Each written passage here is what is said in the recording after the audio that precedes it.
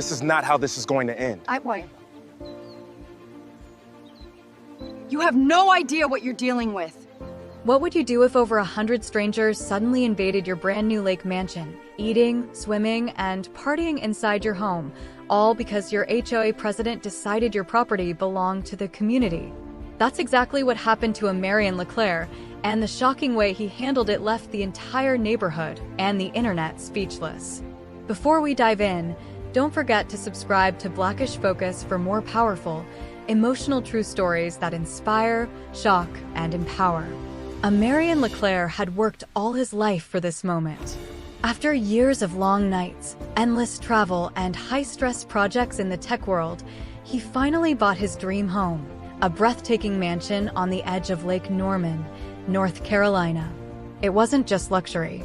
It was peace, wide glass doors opening to sunrise over the lake, polished wood floors, a quiet dock where he planned to fish and reflect. For the first time in decades, a Marion felt free. But that peace wouldn't last long, because where serenity ends, the HOA begins. Her name was Geraldine Caffrey, the self-appointed queen of Lake Norman Estates. She wasn't just the HOA president, she was its dictator. The kind of person who measured grass length, inspected trash can placement, and believed the HOA gave her personal power over everyone else's lives. To a Marion, the house was independence. To Geraldine, it was territory. And from the moment he moved in, she made sure he knew it. The first letter came only 2 weeks later. We noticed your dock light does not match the uniform community style. Please make immediate adjustments. He laughed it off, a light bulb wasn't worth a fight. But Geraldine wasn't laughing. To her, this wasn't about a bulb. It was about control. One morning, she marched up his driveway, clipboard in hand, judgment in her eyes. "Mr. LeClaire," she said sharply, "your chairs are too bold. Neutral colors only." He kept calm. "I just moved in. I think I deserve a little time to settle." Her smile was thin. "Of course. But understand, our rules apply equally to everyone." She didn't say it, but a Marion heard the message loud and clear, especially you. Weeks later, gossip spread through the neighborhood. Geraldine was planning a community event. She told neighbors that a Marion had generously offered his mansion for her nephew's graduation party. He hadn't offered anything. He didn't even know about it. When he confronted her, she waved her clipboard like a badge. "It's a community celebration, a Marion. Think of it as your chance to integrate. I never gave you permission." "Sometimes it's not about permission," she smiled. "It's about participation." That's when he realized this woman truly believed his home belonged to her. That weekend, while a Marion was away on a short work trip, over 100 strangers flooded his property. Cars filled his private driveway. Caterers unloaded trays of food. A DJ blasted music so loud the bass shook the dock. People drank, danced, and swam in his pool. Teenagers tried on his jackets, took selfies in his bedroom, and rummaged through his drawers. Geraldine stood at the top of the driveway, clipboard in hand, smiling like she'd organized a royal gala. "Stay off the grass," she barked at guests as if it was her home. By midnight, the once pristine mansion was wrecked, beer bottles, trash, and torn banners everywhere. When a Marion returned Sunday afternoon, he froze at the sight. His lawn was destroyed, his rug stained, his dock cracked, and his house reeking of spilled beer. Inside, furniture was broken, food smeared on walls, and clothes missing from closets. His neighbor Sharon appeared, guilt on her face. "Geraldine said you approved it. Everyone thought it was fine." He stared at the chaos. "Does this look fine to you?" That night, he called Geraldine. "You broke into my house. You trashed my property." "Oh, don't exaggerate," she said sweetly. "We had access for community use. Everyone had a wonderful time." "You mean trespassing?" "Careful, a Marion. You wouldn't want to seem unneighborly." He hung up and called his attorney. "I'm done being polite," he said.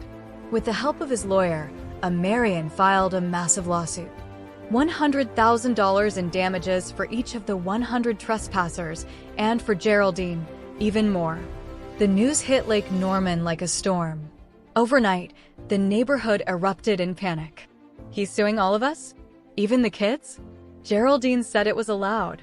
But Geraldine was defiant. He's bluffing, she told the HOA. If we stand together, he'll fold. She was wrong. When the hearing began, the courtroom was packed. Neighbors filled the benches, whispering nervously. Marion sat calmly beside his lawyer, photos of the damage laid out like evidence in war. Broken furniture, footprints, trash everywhere. Geraldine tried to charm the judge. Your Honor, it was just a community event. No harm was meant. The judge raised an eyebrow. Did Mr. Leclerc give you permission to use his home? Geraldine hesitated. Not explicitly. So, not at all? She swallowed hard. Not at all. That was it. The judge's verdict was swift. This court finds that the defendants trespassed on Mr. Leclerc's property without authorization. Damages are to be awarded to the plaintiff. Liability rests with Ms. Caffrey and each individual attendee. The courtroom erupted in gasps. Geraldine sat frozen, clipboard slipping from her hands. Marion had done it. He'd turned humiliation into justice. Lake Norman estates fell into chaos. Residents faced crushing settlements. Former friends stopped speaking. For sale signs popped up across lawns. And Geraldine? The once untouchable queen of the HOA was dethroned in disgrace. She lost her presidency, her influence, and eventually, her home. Local news picked up the story. Headlines read, Homeowner wins $10 million lawsuit against HOA after massive trespass party. Marion received letters from across the country, people thanking him for standing up to HOA abuse. One read, You gave people like me hope. I never thought anyone could fight back until I saw what you did. Months later, as life settled, Marion sat on his rebuilt dock watching the lake shimmer in the afternoon sun. Sharon visited again, guilt still in her eyes. Some people think you went too far, she said softly. Maybe I did, he replied. But if I hadn't, they'd have done it again. Sometimes you have to draw a line, even if people call you harsh for it.